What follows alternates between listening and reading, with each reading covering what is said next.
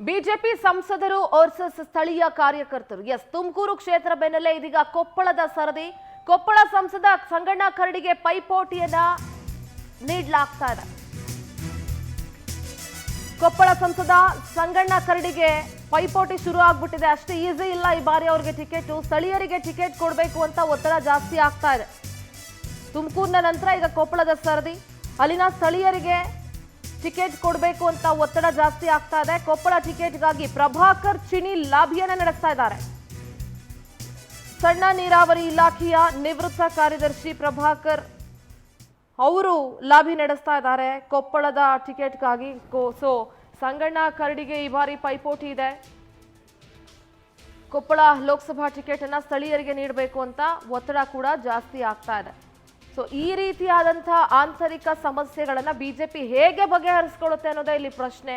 ಕಳೆದ ಚುನಾವಣೆಯಲ್ಲಿ ಬಿಜೆಪಿ ಸೇರ್ಕೊಂಡಿದ್ರು ಪ್ರಭಾಕರ್. ಈಗ ಬಿಜೆಪಿ ಸಂಸದರು ವರ್ಸಸ್ ಸ್ಥಳೀಯ ಕಾರ್ಯಕರ್ತರು ಅನ್ನುವಂತೆ ಆಗಿದೆ. ತುಮಕೂರು ಕ್ಷೇತ್ರದ ಬೆನ್ನಲ್ಲೇ ಇದೀಗ ಕೊಪ್ಪಳ ಕ್ಷೇತ್ರದ ಸರದಿ.